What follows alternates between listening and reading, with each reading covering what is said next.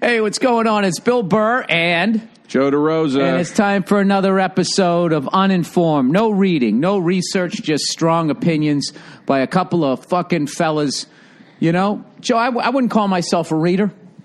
Bill, I wouldn't call you a reader. You wouldn't? What would you call me, Joe? A bleeder? Am I a fucking... Call you a lot of things, but never late for dinner, you know what I mean? I'd call you a few things. Joe, you know, you were standing out in front of my homestead here. Yeah. I was a little late, and I was walking around the corner, you know. Mm-hmm. As I do, I go for a stroll, Joe. I'm an old man, you know. I heard it's good for the cholesterol. It is. So I come walking around the corner, and lo and behold, here is my friend who I've known all of these years. Mm-hmm. And, Joe, I've always known that you're a rebel. I've always known that you're someone who pushes the envelope. And I'm sitting there going, is that Joe DeRosa standing in front of my house with a motorcycle helmet? Right. First you get engaged. Right. And I'm like, now he's got a motorcycle. And I'm like, where is it? Right. Did he get a Harley? Right. And like you, Joe, there's always a left turn. There's always a surprise. Right. That's why, Joe, that's why we've been friends all these years. For over a decade and a half. It's, Joe, you always know how to keep the excitement going. Yeah, keep it mysterious. Yeah, absolutely. And I looked over to the left, didn't see a motorcycle, looked over the right, did not see a motorcycle. No. But what I did see was a very snazzy, dare I say, smart-looking scooter. Yeah, I got a scooter. Joe, are you terrified riding down the street on that thing? I've had it for 3 weeks, so no. The first time I rode it, I was. The second time, I was a little nervous, and then the third time, I was like, oh, okay. You just got to be careful, dude. It actually makes you a better driver. Because there's a lot of people texting out there. Please be careful, Joe. Well, I am, but that's what I mean. Like, now I see people in cars and the shit you do when you're in your car, and I'm like, I can't believe I used to do that kind of shit on the road. Because you can't listen to music on it or anything. You know, you got to be fucking alert. It's green, you know, and I even said to the lady when I bought it, I go, I don't really like that it's green. She's like, you want it to be green. You want to be seen. She's like, you don't want a slick scooter, you know? No, you don't want the black, the Knight Rider edition. But I'll tell you, dude, it's a byproduct. Joe, tell me about your scooter. It's a byproduct of the engagement. Joe, I got to be honest with you. I have never been more thrilled for you. It's, you know, you punch through the clouds, man. You fucking, there's something going on with you, man. You're a changed guy. The lady, she kind of talked me into it, and I thought it made a lot of sense. Because, you know, you don't have to put a dime of gas in the thing, dude. It's electric. You charge that battery at night, and then you know. Well, that's cool. So then it's probably fast as shit then, huh? It caps out at like 30 miles an hour. No, but I'm saying as far as like being able to get out of the way, if you roll on the throttle, whatever you electric guys call it, right. It's instant torque to the wheels as far as I know. Oh, yeah, it takes right off. It takes dude. right off, Joe. Well, hang on, for God's sakes. But it's great. You cruise around, you do spots, you run little errands. I mean, you know, for the little day-to-day bullshit, it's kind of all you need out here. It's nice. You know, you're not going to go buy furniture with it, obviously. Would you ever ride a motorcycle? Yeah, it's made me want a motorcycle. But then you're back in the gas game, which I'm not against. I'm just saying, like, one of the great things about Joe, this you're out of the gas game, man. Don't get pulled back in. Once you buy this thing and you walk away, you're done. No, you know what? Which is great. Down on Fairfax, I don't know if the store still exists. They have electric motorcycles. Ooh, really? Yeah, you want to go down and look at them? Sure, I do. Yeah, we should go with Dean Del Rey. Yeah, dude, I want a motorcycle now. I was always terrified of them. Now I want one, dude. I want Dean Del Rey to get one so he can tell me how fast it is. And Dean's a big, like he makes the sound effects. He's like, dude, I got in that car and I was fucking, whoop, whoop, whoop. I was up, and because it doesn't make a noise, I just want to see what he's going to come up with. Dude, I got on that thing. I was like, it is weird how quiet it is, man. Because you go and you expect to hear a little like something. Do you take side streets to try to avoid some traffic? No, you can ride in traffic. But I'm saying you're right out there, huh? Yeah, I just ride very carefully, dude. I signal like crazy. Well, it's got this turn rain, signals. Joe, there's some horrific potholes out there. Just I won't ride when it's actually raining. No, I'm just saying after when it rains out here. Yeah, I don't know what happens. Like craters develop. It's so weird what rain does out here. Yeah, I know. It's an entirely different ballgame. My friend Brian often says, he's like, people aren't supposed to live in that state, I don't think. Like, nature's constantly telling us, like, get out of here. Mm-hmm. No, it is true. But you know what? I'm glad you brought this up, though, because this is something I've been thinking about, and I think it's suitable for this show. I realized to sell somebody who doesn't really give a shit about environmental stuff or whatever you want to call it, one of those causes, I realized the way you got to sell that to them is practicality. Because for years I heard about electric cars. I didn't care. It never even, nothing, right? But the second somebody was like, you never have to stop and get gas ever again or pay money for gas, I was like, oh. And I was like, this is how they should be selling this shit to, like, middle America. Middle Americans are working too hard to be concerned about, like, what is my exhaust doing to the fucking ozone? You need to say to them, like, you're going to save money. You're going to save money, and you don't have to ever pull into a gas station ever again. Doesn't that sound fucking nice? I would take the F word out of it, but I liked your pitch. No, so that's fucking nice, I would say. Just like well, that. you're talking to Joe Sixpack, right? You speak to them in their language. You do, Joe. Exactly. You come down to their level. Exactly. So basically, Joe, it's not about the planet's needs. It's about your needs. Well, then you feel good that you're also helping the planet. You know what I mean? But as long as you help you first. Well, I think you gotta kind of sell somebody a little bit on, because I don't think people are convinced that it's that. Joe, I think you hit a bullseye here. You got to make it because people are about themselves in this era, Joe, where the disgusting expression. Well, I mean, at first it was black people came up with woke, and then white people ruined it, as we do. Yeah. Yes, as we do. There's some white woman wearing that with that written on her yoga pants right now. I've just completely lost my train of thought. You got to speak in their... No, you got to like... Oh, their needs? Yeah, you got to make it... People basically give a fuck about themselves. Like if you listen to a feminist, right? They're going on and on and on about change, but it's all about shit that's going to affect them. You'll never hear a feminist talking about sweatshop labor. Right. You just that's not a passion project for them. Right. But anything that involves a woman, I mean, they're just doing fucking cartwheels. And then you got guys like you and me, Joe.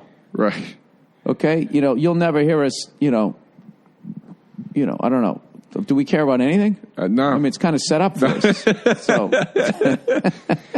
you basically, you're right. To sell people on these electric cars, I would love I like the performance of the Tesla.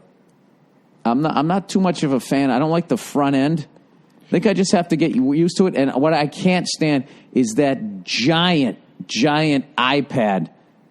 If they could just somehow have like a thing that you could just bring down to cover that up, that fucking screen is like ridiculously distracting. I don't think I know the screen. Joe, it's like the size of my refrigerator door. It feels that way when I get in it. What bugs you about that, though? It's distracting. Okay. I want to be driving the fucking car, not watching TV or looking at a security thing or watching the arrow of me going down the street, whatever I'm supposed to be doing. Well, Joe, look it up. Look up the. I think you literally have to get in one of those cars to understand how fucking big it is. I am in the minority when it comes to that, Joe. I like I don't mind a big screen in the car because I feel most like people like especially for GPS purposes, it's nice. Well, Joe, you got a big personality. You need things around you to be big. I'm looking it up now. Tesla screen, dashboard screen. Joe, have you gotten more tattoos since I've seen you? No. I haven't gotten one in a long time. You going to get one of your little fiancé? You going to put it on your shoulder blade? No. Please don't put it on your neck, all right? In fact, I kind of got in a little shit for talking about that a lot last time. All right, let's drop it. No, it's fine. Want me to edit this out or no? No, you don't have to. Okay, all right. But, Does people... she hate me now? That's a matter of time. No, she doesn't hate you. Not at all. She was like, dude, you're kind of... You're blowing up my spot. I get it. Yeah. Well, Joe, why don't you stop talking about it? This is the Streisand effect. Yeah. Well, you got it. Yeah, that is a big fucking... It's huge. Well, it's stupid looking. Like the giant the full-size iPad, it feels like it's one and a half of those. Yeah, that just looks dumb. It doesn't look... That is distracting. That's crazy. That looks ridiculous. It looks like you have a giant iPad mounted in your car. Yeah, I wouldn't like that either. I pulled my phone out, though, to give a shout-out to somebody. I got a nice message from this guy, Matt Fecteau, Fecteau. Very touching message, Bill. He just wrote to me. He's a 51-year-old divorced father of two. His youngest son was born on 9/11. Oddly enough, he said, and the kid is now 17. He was diagnosed with rheumatoid arthritis at 2 years old. Jesus, this is like a fucking country song. But he said that they got to, they go and they do treatments and stuff. And he was like, I got to tell you, man, Uninformed makes it suck a lot less. Oh, that's great. Like, thank you. It was really touching, man. And he included a little story here where he said they were doing a treatment one day. And the guy's such a nice guy. He's being like, I promise I'll never write to you again. It's like, dude, this is a really Joe, this beautiful... is one of the most touching moments in uninformed history. This is a beautiful thing you're sharing. You don't need to apologize. But he said, the kids, they're only 17, I guess. So they were on YouTube. We are 6 to 7 hours deep and winding down. I guess these treatments take a while. And they got a Bluetooth hooked up to YouTube. And... they're listening to the old podcasts and stuff like that. Those ones were heated. Yeah, and he goes, we were in a private room. The door was cracked, and some asshole walks by and hears one of you guys uninformed, and opens the door and says, "If I had a son, I wouldn't let him listen to that. That's very offensive." And that's when you know you're listening to the right shit. Yeah, and he goes, and then the guy goes, "Well, the dick wasn't a cancer patient, and he had the worst toupee I've ever seen."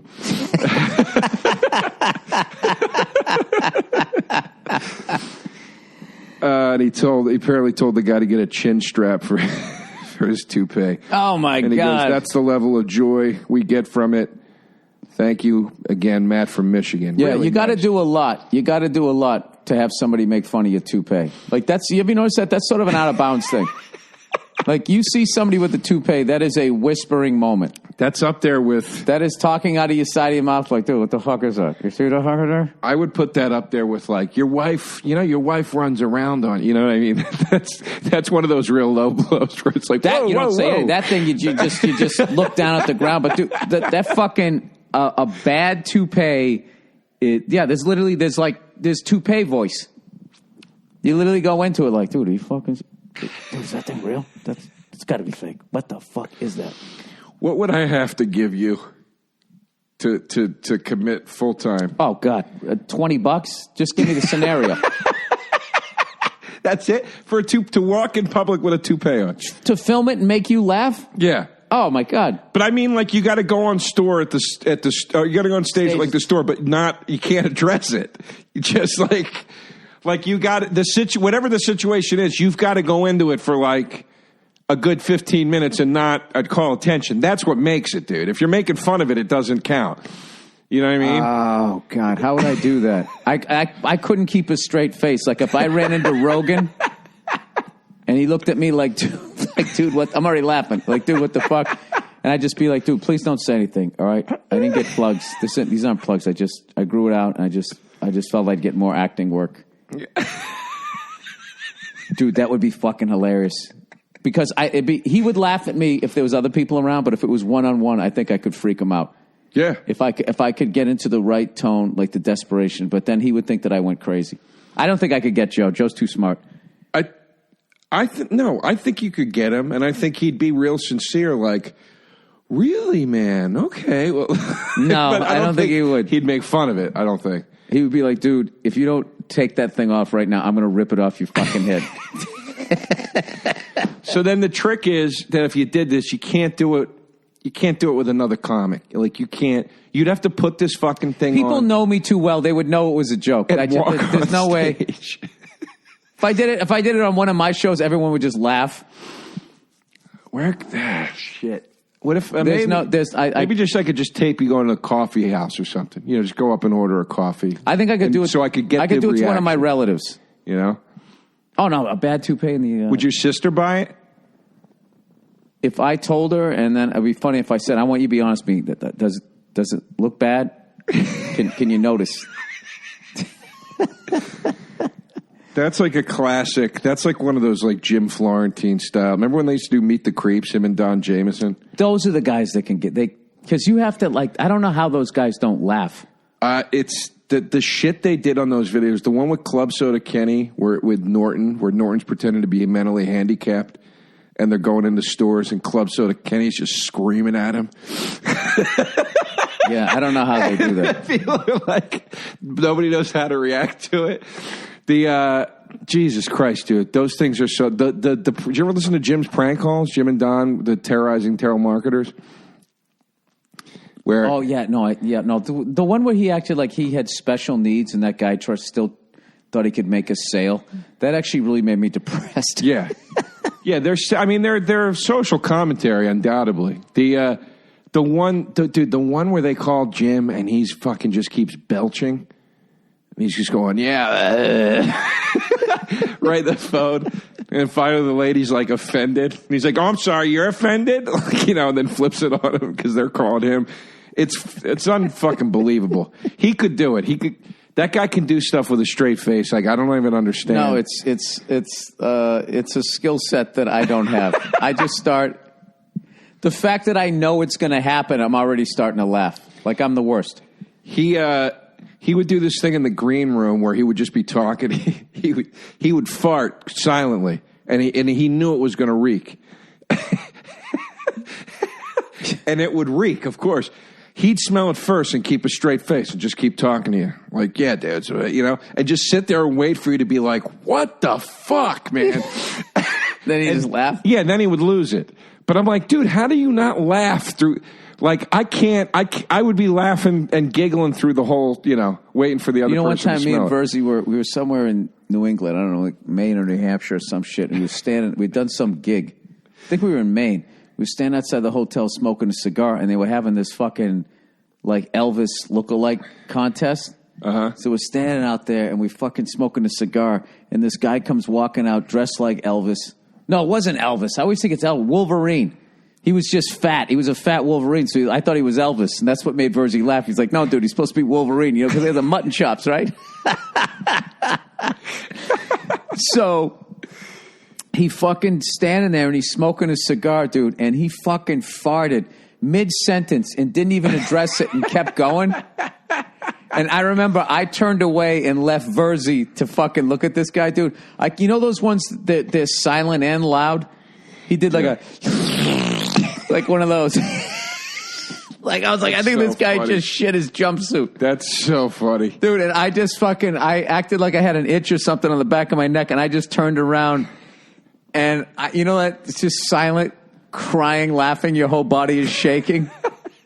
He just was dude, he farted like he was in his fucking house. Oh, shit. I just had a blast with Verzi, dude. We were on the Impractical Jokers cruise together. I don't understand how the fuck I missed out on that. Everybody's out there drinking and carousing, holy shit, man, fucking having cigars. It was fun, man. But here's a story. He was hurting after that. He told me, he's like, dude, I got to get off this fucking boat. That just seemed like it was like someone was going to die on that thing. He was one of the only guys who was going after it with me. Like, everybody was sober. Almost everybody was sober. Him, Steve Byrne, and Sal were the three guys I drank with. But it was like, Jay doesn't really drink. Soders doesn't drink. Nate stopped drinking. Everybody stopped fucking drinking. Nobody was drinking. Everybody grew up, Joe. Oh, God. Hey, I want no parts of it. I know. I don't either, and I'm 84 days in. Congrats, dude. That's a big chip, dude. You're 6 days away from the big chip in AA. Oh, is that what it is? 90 days is a big one, yeah. 90 days, oh, yeah. I think I'm done, dude. But we're backstage. I think I'm done, Joe. Hold on a second. Let me tell you this fart thing. Joe, you're supposed to like encourage me, and you like I. No, because I want to talk to you about it. I see the disappointment. Yeah, talk me back into drinking. No. I want to talk to you about it, but that's a hold on. Why won't you talk to me? All right, tell your fart story, Joe. We're backstage waiting to go on Okerson and Soder's radio show. They're doing a live show. It was a blast, and I'm with Sal and Bobby, and dude, we've been on a boat for 3 days eating fucking buffet food. I cut one. It's quiet. I'm not trying to be an asshole. And then I catch a fucking whiff of this thing, and I'm like, ooh, that's bad. This is going to come back. That's bad, right? In the meantime, the lady backstage had given us all ginger gum because the boat was rocking real bad that day. And she's like, this gum's a little snappy, but it'll make you feel better with the seasickness. So we all start chewing the gum. This shit tasted like you put fucking hot pepper in your mouth, right? Bobby starts gagging from the gum, that classic Bobby gag, and he's going, dude, when did he start doing that? He gags. I lived with him for 4 years. I never heard him gag. I heard him gag all the fucking time, but I don't know. Maybe. Except the smell behind Voss's ear one time. Voss would take his finger behind his ear and then stick it under Bobby's nose, and he'd be like, what? What? Yeah, he was gagging like that, and Sal's chewing the gum, and he's coughing on the gum, and then he smells the fart, and he's like, Jesus Christ. And he's chewing the gum. He looks like he was going to start crying, and he's got his mouth open with the gum, and he's just disgusted by both things. And he goes, it's like shit gum. It's like shit gum. Hey, I'm glad I missed this thing. Oh, dude, it was a blast. Now, Joe, I'm taking this year off, and then I think I'm getting booze out of my house. My collection's going to go away. I'll gradually just sort of give it to people as they come over. And all right, well, why don't you start today, Bill? Absolutely. If you want something, take it. Get it off my hands. And I'm just going to, I think, I wish I had the ability to do this, which I don't think I do. Like when I come off, like I'm either on or off. If I'm on the wagon, then I'm just not fucking drinking, and I'm fine. But right. When I go back, then it's like I go on a run the other way. 8, 9, 10, 11, 12 years of it before I take another break there, Joe. So when was your last break? How old were you? Oh, in 2017, I didn't drink from August to the end of December. And then this past year, I didn't drink April into May. I didn't drink July and August, and then I knocked off November, December. But when was your last real break? You know what I mean? So those are real breaks. I would go like 50, 120 days or whatever. But how old were you when you took that year off? Didn't you take a year off at work? Yeah, 2010 to 2011. How old were you then? 42 to 43. Okay, so I got... October to October. All right, I got a few more months left before I got to take that big break. That's kind of... Yeah, what's funny was I never really drank to the level that I did. Like, because when I started, Patrice was sober, Bobby was sober, Dane was sober. It just, everybody was like sober. So I wasn't going to be the only one drinking, so I just didn't drink. And then, like, around 2003, I met you, and, you know, there was other guys that were drinking. I don't name other fucking people. Those were the good days. I'll name them. Nobody's going to care. Those were the days. That was the heyday. That was the Duff Davidoffs, the Steve Burr. I mean, that was a beautiful fucking time. Yeah, it was a good time. We were young. Sherrod. That was our livers woke up before we did. Yeah, that was a good hang. It was fun. Yeah. It was fun, and but I never had it in the house, and I think that's where I made my mistake. That's where it started to become a problem, where I felt like I'm doing this too much. Even though I knew I could stop, it was just like, it was like when I got my humidor. Then I had cigars around, and all of a sudden I was just smoking cigars for no fucking reason, just because I had it there. So I had to learn to be like, all right, my humidor is way the fuck away, So I just break it open when people come. Like the last time I smoked a cigar was the Super Bowl. Right. Right, and I won't smoke one for the rest of the fucking month, and like maybe after I do my special, I'll smoke one then. So, and then I would like to do the same thing with booze, like get fucked up on my birthday and then chill until 4th of July and then Labor Day or something like that. I would like to do it like that rather than going on, Yeah, but me too. Yeah. Yeah, because I still really enjoy it, but it's like one of those things where I equate it to like eating McDonald's. Like I never crave McDonald's, but then if I'm in a pinch and I fucking have to eat it, I eat the shit, and then for like the next 3 days, I'm craving it. Just because I got that grease coursing through my veins, like get some more, man. You know you want it. Yeah, no, I hear you. I got a friend's birthday. I didn't drink all week, and then I got a friend's birthday tonight, and I'm going to drink for that. But I might take a break after that for a little while. Maybe till like my birthday or something. But this is the problem, dude. I say this. Mm-hmm. I get 6 days in, and I'm like, I'm bored. You know, I don't have a family. You know, I'm bored shitless. You gotta get like a fucking hobby or something. You gotta have something at night. Because it's not during the day. I don't give a shit. It's at night. At night is when everybody fucks up. If you're a food person, you know, you're going for the ice cream and the cookies and shit. If you're a fucking smoker, you grab a cigar. If you're a drinker, you do that. If you fucking, I don't know how drugs work. This is the last thing. I guess they're all drugs. This is why it's tough for me, and this is the last thing I'll say about it, honey. Forgive me. My special lady doesn't live in L.A. I won't say where she lives, but primarily she doesn't live here. She's got a house elsewhere, and she dips in here when she has to and then skates. So a lot of the time, she's not here, half the time. So it's not like I can just hang with my lady at night whenever I feel like it or whatever, you know? I got to FaceTime till you go to sleep. I just so I'm sitting home alone and I'm like, fuck. I want to go out. I want to go do something. I want to be social. And it's hard. I got to be honest with you, Joe. Is there anything better than being home alone and drinking alone? I mean, it's pretty great. It's fucking like that. Whoever the fuck said if you're drinking alone you have a problem, you know, I don't know why. I don't prefer it though to the bar. I'm not a big home alone. I'm not a big drink alone guy. I get the itch to go out and have a few laughs with people, and I'm like, how do you do that without having a drink? You know.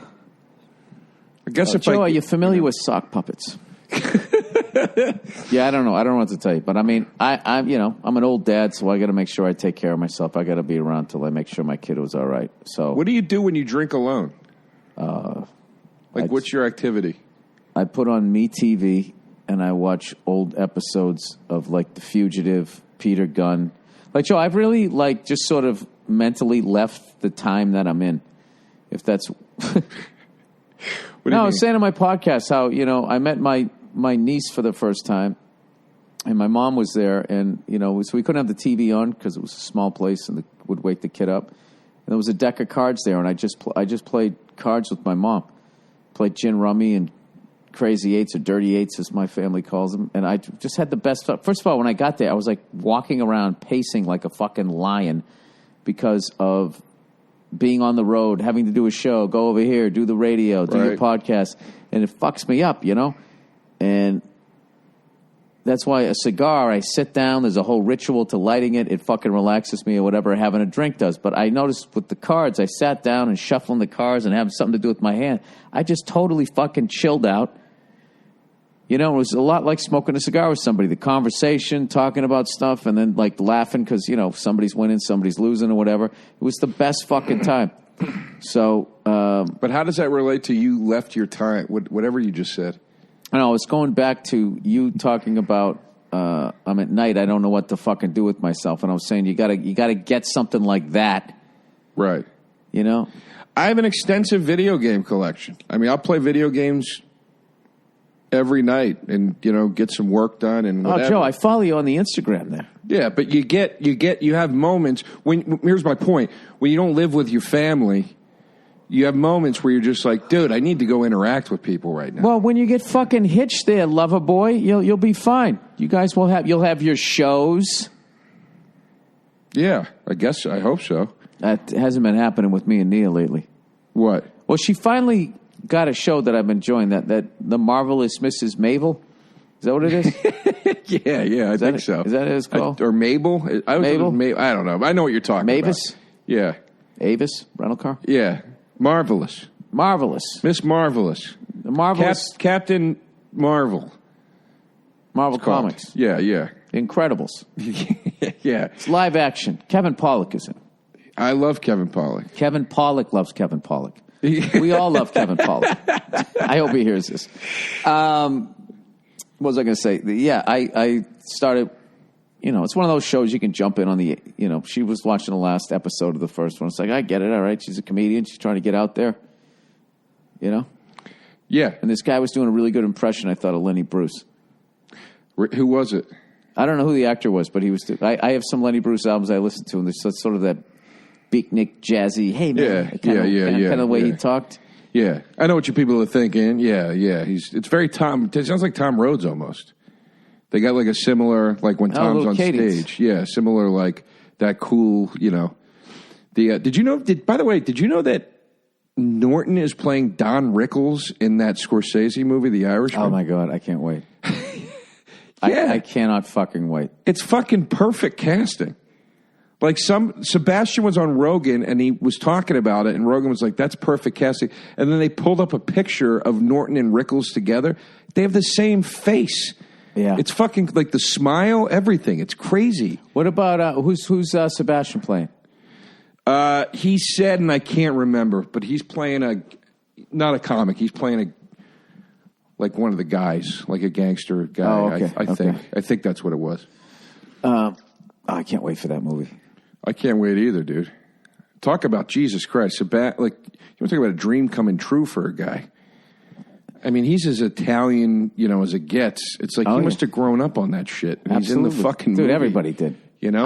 Something that sucks is how the mob is now, like, you know, online and doing credit card scams. It's just not another good fucking, like, Goodfellas story to tell. I miss mob movies, but they kind of, like, I don't know. This is like the millennial mobsters. Yeah, I know. It sucks, dude. It's not as exciting. They don't have, like, the cool cars don't exist anymore. I mean, there are some, but, like, it's just you don't have the flashy gangster cars anymore. Only a few guys can tell that 70s story the right way, where it doesn't come off as corny. You know what I mean? What's that? Scorsese, you know what I mean? Like, Scorsese is a guy that can make a movie about the 70s, and it'll be awesome. Oh, and it doesn't look like that 70s show. Yeah, but there's, you know, that's why they always make those gangster movies in the 70s, but a lot of them are like, you know, they don't know how to do it, and it looks like they went to a thrift store and bought. Well, you know what it is because nobody thought the way they were dressing back then was funny. And then also everybody didn't dress that way. Right. So there's a gritty 70s, and then there's that 70s that they show that is completely exaggerated. Because I remember the 70s. And people were not walking around, you know, with those fucking platform shoes and you know, goldfish in their heels and collars out there. There was some people doing that. It's like right now, like whatever the fucking look is. You know, everybody has that Conor McGregor look. They have like the big bushy beard, but then it's the clean cut, like sort of Hitler Youth fade into the everybody. That's sort of the look now. But it's not everybody has that look. But that is like if you're you know. Yeah. Sort of on the whatever. I'm with the cool kids. Like that's what you look like. But most people, you know, they don't look that way. Right. And then there's older fucking people that are dressing. I mean, look at me. I got a fucking Boston Bruins hoodie on in this time when people walking around like that. Now, 20 years from now, when fucking Hollywood goes to make the movie, like everybody's going to basically have that look. So that's why I think those movies end up looking fucked up. It's kind of like when you go to Vegas. Then people will have like leisure suits and shit. People like dress up like a guy from the 70s, right? And have grow a stupid mustache to be like, "Hey, I'm in Vegas," and it's just like you're supposed to be you out here, dude. So this era, that's the weirdest fucking thing. This mustache shit is getting a little. But that's the weirdest thing about hipsters is they don't know how to exist in this time.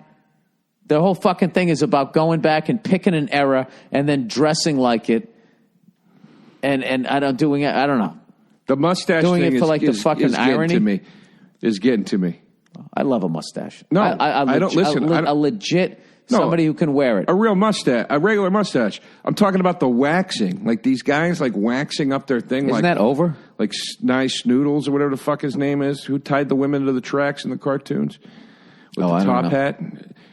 Wait, Nice Noodle. That's a Star Wars character.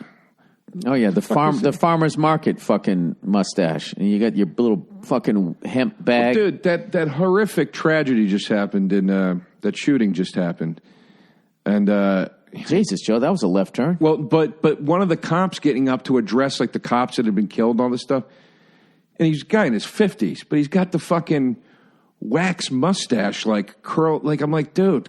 But he's probably always had that. It's like that Mark Furman's father, not Mark Furman. Furman was the cop. Who's the other guy who got killed by OJ? I don't know. The fuck was his name? I don't know.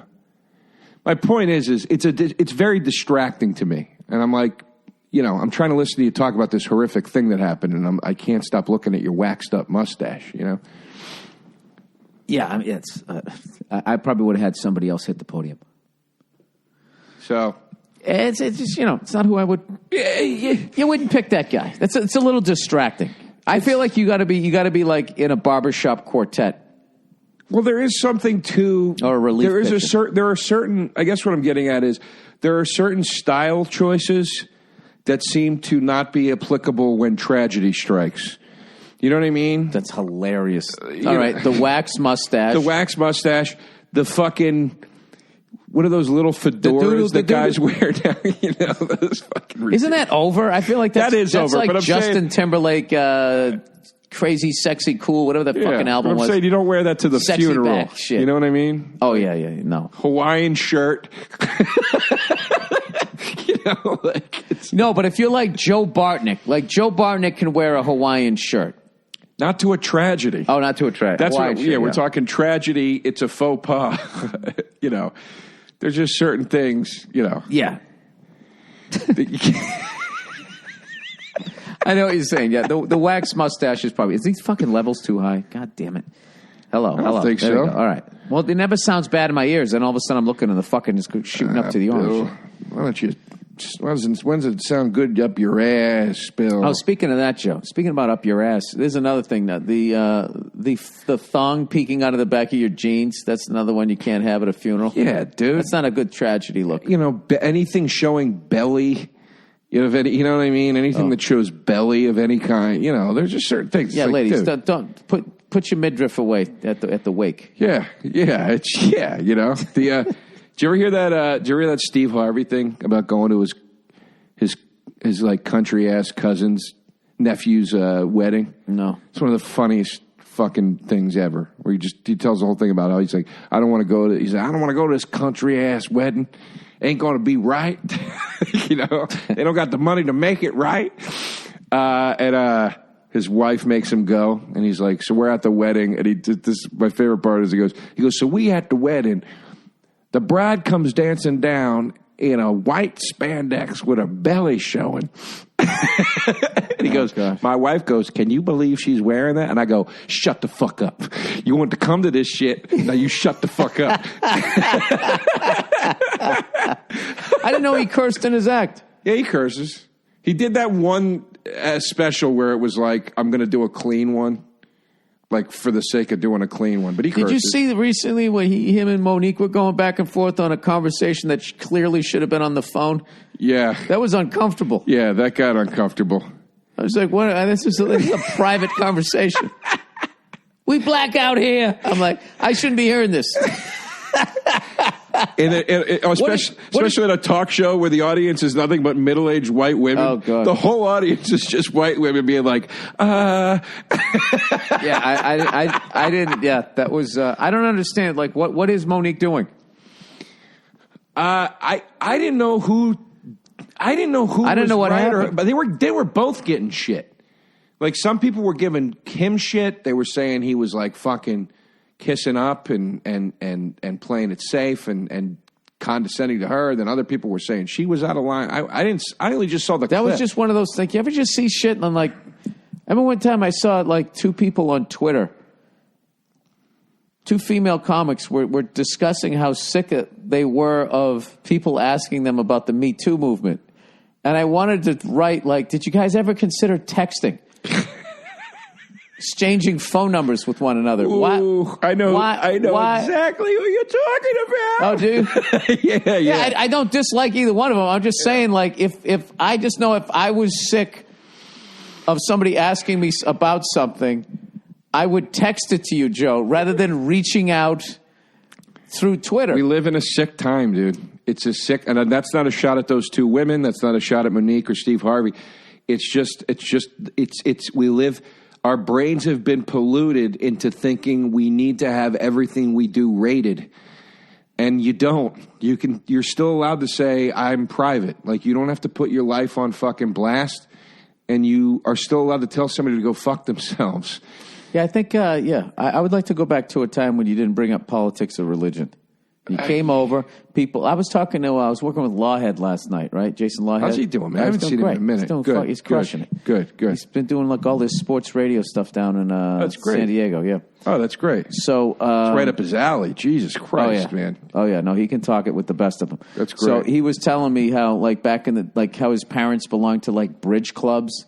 And they would get dressed up. They'd put the kids to bed, be like, "Don't come downstairs, okay?" And they would have bridge night, and they would start. They had a little mini bar. Come over, you'd make some people some drinks, and then everybody sat down and they fucking played bridge, which was a great game for your brain. And everybody laughed and just had a good time. And they, it's like, "Hey, you kids, stay upstairs. We're hosting bridge night tonight." Yeah. Like, I remember that. Yeah, but people back then, I guess because it wasn't the internet, it was social media or whatever, you had to kind of make your own fun. And that just seems like cool to me. Like you come over, if people get dressed up, like everything's like dressed down fucking Fridays now. Everybody just showing up in sweatpants. We're fucking, we lost a lot of class somewhere along the line. They were doing... Joe, what I'm trying to say is we need to make America great again. Through everybody playing cards again. They were doing exactly what you're talking about doing and what I try to do with liquor. That was the thing. It was like you didn't drink during the week. You tended to your business. You went to work. You fed your family. You ate dinner with the kids and helped with the homework. All that bullshit. And then Friday night was mom and dad time, and you gussy it up a little bit, and you go over to date night at the neighbor's house, and all the kids would go upstairs, and you guys would get to tie a fucking load on. I was talking to my buddy about that the other day. I go, "What are you doing this weekend?" He goes, "Sunday drinking." And I go, "What are you doing?" He goes, "My buddy lives up the street with his family. We're going to walk our kids up there." And I go, "What's the event? A picnic or something?" He goes, "No, we're just going up to have some drink." I was like, "That's old school, man." So wait, but how do you get your kids home then? They're not going to get shit faced, but he's like, "We're going to go have a few drinks on Sunday." That's where you lose me. What do you mean? I don't know how to do that. Well, listen. Like I'm not saying I do, by the way. But I'm saying I figured myself out as far as like, I was like, am I an alcoholic? And like, all you have to do is go to one AA meeting and just listen to those fucking animals. You're just like, these guys are just on another level. Brian Rocco Stowe had the greatest joke about it. My buddy Rocco Stowe, he had the fucking greatest joke about it years ago. We were in Philly. He was talking about like trying to get sober and going to these meetings. And he's like, "Jesus Christ, dude." He's like, "I'm sitting in the meeting. This guy next to me, he's like, I drove a car to a house. I killed somebody by accident." And he's like, "All I did was bang a couple fat chicks, man."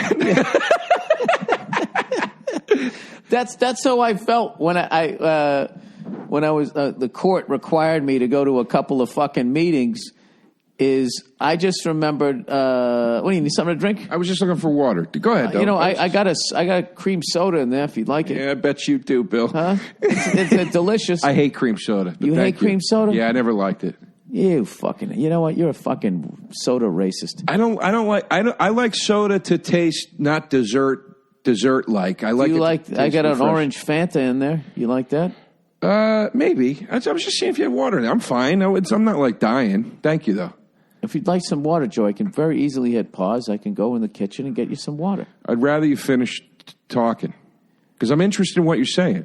Oh, yeah. I was trying to do a smooth move of just checking to see if you had water. Joe, you're one of the smoothest. You're the Fred Astaire of social graces. But that's what they did at those bridge games. Nobody was getting fucking hammered. They got fun drunk. Like, dude, last night, and you got in your fucking DeSoto and you drove home. Yeah, right. It was a better time. It was an easier time. My buddy Pat came over last night so we could do our movie podcast, and we did commentary to the Lost Boys, so it was like a 90-minute episode. And over the 90 minutes, I had 3 beers and 3 pops. I had a pop of vodka with each one, and then he took off, and that was it. I felt. I felt tipsy. Like, I didn't feel shit-faced. And I went to bed. And I was like, and I had that moment. Trust me, dude, I know it. I had that moment of like... Yeah, look, I'll have 3 more and 3 more little shorties. Yeah. Are we going out? What are we doing? Batman and Robin here. Yeah. Bingo bango, right? Little Abbott and Costello over there. Oh. But he was like, I got to take off. He took off. And I was like, just took a breath. And I was like, I'll eat a slice of pizza and go to bed. Like, and that was kind of that, Like, so you have the ability to do that. I'm not saying so drink. I'm just saying, like, in that moment, because I've thought I don't have that ability either. You do. It's just when the good times are rolling, it's very hard to say no. Yeah, I wanted to keep going. I guess if everybody left, I would still pour myself another strong one. The Goodnight Gracie is what I call it. See, at that point, I... Say goodnight, Gracie. Then I take it upstairs. That's a great... I just made that up. That's great, dude. If you ever own a bar, you got to have a drink called the Goodnight Gracie. That's basically like the Long Island iced tea. You know what I mean? Yeah. What's that drink? That blue drink that's called I never got into kiss that your shit. Fucking ass goodbye. Because they always fuzzy navel, finger and pussy. Everybody just wanted the sex on the beach. No, there's a blue drink though called. Its initials, and it stands for like. See you fucking later. It's something like that. And it's just because it's apparently if you drink like one of these things, you're fucking down. You're just down. See, now I just look at that as a challenge. Like, can I drink 2 of them? What does that challenge accepted? Does that drink still fucking exist? The blue one? Sex on the beach. Yeah, that's a real drink. That was such a fucking 80s. It's such a fucking 80s. Yeah, that's one of the classics, though. Tequila Sunrise, fucking Long Island iced tea. Those are sort of staples. Do you know what's funny? I don't know what's in any of those. I just had to look that one up. Sex. Joe, have you ever ordered one of those? No, I couldn't tell you what's in it. I just know that. Do you remember that time you ordered the White Russian and my buddy stopped talking to you? Yeah, I tell that story to this day. I'm like, they're not joking around in Boston, man. Jesus Christ. It was one of the greatest thing ever. You're like, hey, what's wrong with your buddy, man? He was talking to me and everything was fine, and then he just stopped talking to me. I was like, I don't know, maybe he's going through some shit. And then he came up to me, the same guy came up to me, and he goes, dude, what's up with your boy? I go, what's the matter? He's like, dude, he fucking hanging out talking to him. I asked him if he wanted a drink. He ordered a fucking White Russian. It's like, I'm all fucking set on this kid. Yeah. Like, that was it. He was. You know why I got a White Russian? Because the night before we were out with that boxer that they made the movie about. That Miles Teller. Vinny Paz. Yeah. We were out with him, and we went to that same bar. I lost touch with him, man. I miss that guy. We went to that same bar and got fucking sideways in there, man. I remember that night. Because remember, Vinny... dude, I woke up the next day, there was a leaf from a tree in my toilet. Yeah. And we were in the city, and I walked on concrete home. I didn't know how that fucking happened. I was so fucking sick the next day that I was like, I got to get something with milk down first to settle my stomach so then I can start drinking. And that guy judged my entire character on it. But I remember 2 things I remember about that trip. Vinny Paz was breaking my balls in the green room. He kept like doing that fake, like I'm going to punch you thing. Do you remember that? Yeah. He kept doing the fake, like, you motherfucker, right? Yeah. Like, but he was joking. But we were both like, Vinny, don't do that. That's not funny, And then we were going to the bar, you go, Vinny, that's this guy's ring. You said that about me to Vinny Paz. Oh, yeah. So we went in, and I had something to prove. I was like, I got to show this guy I could fucking hang. So we fucking hammered drinks, and then we were walking home, and that's right. I said, Vinny, don't go in here. This is his squared circle. And I remember we were walking home. Dude, I want a panel on a fucking late night show one day just so I could tell this story about you. Like. Oh, you were walking home. Remember that angry Boston kid yelling at the homeless people? Yeah. Wake up! Get a fucking job! Yeah. This is the story I want to tell. How angry was that kid? Yeah. He was calling the one guy Santa Claus and all that shit. And then I had a shoulder bag on because I had my computer in it. It was like a shoulder strap bag. I think the kid goes, nice fucking purse. Right? He starts screaming at me. Oh, yeah. And I'm getting furious. And then he walks away. You got furious? I wanted no part of that guy. And whatever his dad did to him. Exactly. That's why I was furious. I was like, I got to just let this go. And I remember we were behind him. And I kept thinking we were going to go to the right. Please go to the left. Please. Every fucking he would go to the right. He just, it's like, is this fucking guy staying at my hotel? But this is the story I want to tell. Is the guy that we're sitting there going, just what a jerk and all this stuff. It was such a classic Boston. His girlfriend's trying to calm him down. He says the thing to me, nice purse, and then walks away, and I'm furious. And I turn to you and I go, can you believe that guy? Can you believe he said that to me? And you go, well, Joe, you're wearing a purse. That is such a good panel story. If I didn't interrupt it, I'm sorry. No, that's such a good fucking paddle story. Like, I dream about going on Conan and paddling and being like, Bill Burr is a dear friend. You have him on here all the time. I got a story. That's a good story. God damn it. I just remember that kid, and I was just like, you know, I was in my 40s, and he was fucking, 22, 23, big fucking angry. I've never seen... Dude, I was just like, Jesus Christ, I do not miss running into this guy. That corridor by the Wilbur of bars...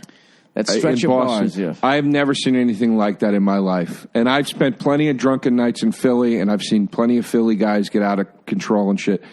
I've never fucking seen anything like that in my life. When those bars let out, there is testosterone like I've never seen. Yeah, and that's way better than when I used to go there in the 80s and 90s. And the 80s and 90s were way better than the 70s from what I heard in the 60s. Like, it was just like, it's a whole... And I never really noticed because I grew up there. You have to leave.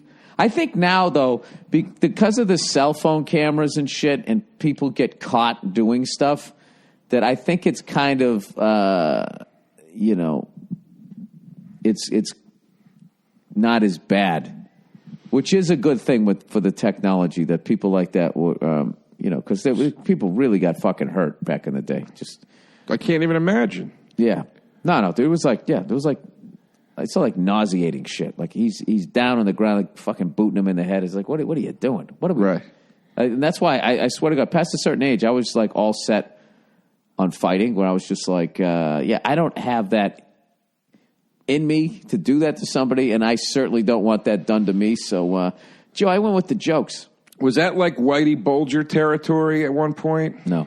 Like real tough guy stuff? That area, no. Whitey Bulger was, as far as I know, was in South Boston. I don't know, but I don't know how that whole thing, like his stretch of power, how that went. But when I started coming around to the bars was towards the end when he was going on the run. He won the lottery. That was the funniest fucking thing ever. His brother was in politics. Whitey Bulger won the lottery? Yeah, Billy Bulger was in politics. Yeah. And then he won the lottery. It was fucking hilarious. It was fucking hilarious, dude. Holy shit. No, there is more goddamn stories in that city from back then. I don't know what it's like now. But I think a lot of that knucklehead shit has kind of been shamed away out of the city. And then also like just, you know, it's just cities were like falling apart when I was growing up. 70s and 80s. Like they, you know, all the industries were leaving, and, you know, like the shit that happened in Pittsburgh, the Rust Belt, all of that just sort of, right when I was born, all of that shit was going south. So you had all of these, you know, and then you had race riots and entire blocks burned down left over from the 60s, and Martin Luther King getting assassinated. And it was a real different time. And now everything is just like Forever 21 and Bed Bath and Beyond. Yeah. And is this a safe space? And you're triggering me. It's just a different vibe. Yeah. A bit of an overcorrection, but I think it is better than it was. It's definitely better than it was. It was not a good place to be, really, for anybody. Forget about if you were the soft, sensitive type. It just was not. It wasn't a good. I would have had a hell of a time, Bill. You would have survived. Been in bad shape. No, you would have. I mean, it's like you couldn't like walk down the street, but it was just like, yeah, something would have happened. You leave your house enough times, like, you know, that was the. Hey, Joe, that's the way it was, and I'm glad I missed most of it. I'm glad I always say I grew up in the safe suburbs. I would go in and visit that shit, and then leave, you know, because we would go in there, and the parts of the city were so fucked up that serving me And my 12-year-old looking face was the least of their fucking problem. We used to go to this bar in Chelsea called Bow Hills way back in the day. The only reason why I'm saying this is because the place doesn't exist anymore. And like the level of blow that was being done there. Right. So to give me a vodka Collins or whatever I ordered, because that's the only drink I knew the name of, I remember like they would, all my buddies were shaven, so they looked fine, and I had a fucking baby face. And so I would sit at the table, and they would all go up and order. And then they finally told me, go up and order. And I went up and I ordered drinks. Can I get a vodka Collins, blah, blah, blah. And the guy looked at me, and he said, that's what he said to me. He goes, you look like you're about 12 years old. And I just stood there like, and he still gave it to me. Holy shit. Really? How old were you, actually? I was 20. That's funny. My buddies were like 19, but they all knew we were underage. But I do remember one time I went into that bathroom, and there was like a stand-up toilet and a little stall or something, and there was two guys in the stall, and I didn't really realize it, and I'd already started pissing, and they were doing blow, and they were fucking just gacked out of their minds. And I kind of glanced over, and this guy was just like, this fucking Mickey Featherstone looking guy. I was like, what the fuck are you looking at? And I'm already pissing. He said that to you? Yeah. And I'm already pissing. And I'm just fucking willing this piss to get out of me as fast as humanly possible as I'm staring straight ahead, praying to God this guy isn't going to fuck. I mean, this guy could have fucked me up anyways. Forget about it as I'm standing there with my dick out. Jesus Christ. Yeah. So there was a lot of like, sort of close calls. Dude, that was such a fucked up bar. I remember walking out, and there was this guy who looked like fucking Rob Halford. Just fucking coked out of his mind. That's frightening. And he was talking to me about riding his motorcycle because I was shit-faced. I was like, it's a nice motorcycle. And he kept telling this fucking story. He couldn't get past this thing where he was saying, I was going around the apex. I'm going around the apex. And he just kept starting the story over. I'm going around the apex. And my buddy was behind me, and he kept whispering in my ear, he's going around the apex. He's going around the apex. And now I'm fucking laughing. Dude, he looked like, yeah. you know, like those ripped, scary gay guys? That's what the fuck he looked like. This guy looked like, did you fight for the Nazis and then were you join Judas Priest for a few weeks and then you bought a motorcycle and then did 2 8-balls and started talking to me? Like he was a fucking... That's intense, dude. Yeah, and that's was intense. Like... Yeah, and we were fucking idiot suburb kids who thought it was funny to go down there and hang out with these desperate goddamn people because we could go in there and get served and... Yeah, it was stupid. It was really stupid. How long of a trip was the bar? Oh, dude, I ran the fucking toll on the Mystic Tobin Bridge. I was driving up fucking shit-faced, and my buddy convinced me because the big joke was that the Mystic Tobin Bridge, when they built it, that they was only going to have a toll on it until they paid for it. And then what happened was they paid the fucking thing off, and you know how once the tax is in place or whatever, they're not going to reverse it. So this guy was in my head talking, dude, they fucking paid for this bridge. Right. You're a taxpayer. You shouldn't have to. Yeah, you're fucking right, dude. And I just fucking, it was one of those ones where it didn't have the thing. It just had the light. Yeah. So I just fucking went through it. And the second I went through it, I immediately sobered up. Like, what the fuck did I just do?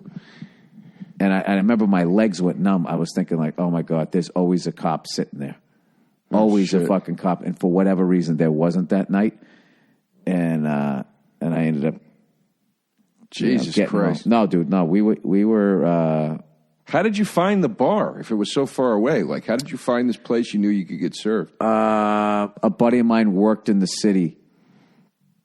He worked in the city at a lunch deli or some shit like that. So he went in there, and then he met all these city kids, and they're like, you should come out and party with us.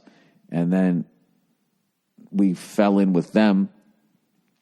And, it was like fucking, you know what I mean? It was like just they were all, the city kids were always like fucking 7 years ahead of you as far as doing delinquent shit. Yeah, totally. So you went down there, you was hitting the fast forward button to like, what the fuck is this? And like, I didn't know how to talk to women or anything like that. So I like doing this crazy, what I thought was crazy shit. So I would have something to talk about loudly, next to women that I liked, hoping they'd be like, well, this guy's interesting. That was the lack of game that I had. Like, that's why I would do that shit. It was fucking stupid. Wow. Meanwhile, in my head, I was like, not getting through college and all this shit, and I was a fucking loser, and I just, it was not a, it was cute until I was 21. Then all of a sudden you're 21, and it's just like, all right, it's not illegal anymore. What the fuck am I doing? Yeah. 22, 23, 24, fuck, right? Yeah, no. It was that shit. Jesus, Joe, I feel like I'm fucking, this is your life. It's great. It's great. Down old memory lane there, Bill. Yeah. We had a lot of fun. We did a lot of dumb shit. Oh, yeah. I mean, there you go, Joe. That was perfect. I ended right on the hour there, Joe. Oh, shit. All right. I don't know what the purpose, I guess we're talking about boozing. We're talking about it a lot, Joe. Well, we did an episode last month about booze. This, I guess, was another one about booze, right? But maybe next episode will be not about booze. We'll talk about blow. I can't. I'm going to get that Fanta. I never did it. All right, well, go get me a fucking cream soda. I'll get you a cream soda, Bill. Hey, Sydney, get a cream soda. Have a fucking sandwich. Do something. When's this come out? In March? I'm going to be in Vegas this month, if I can plug it.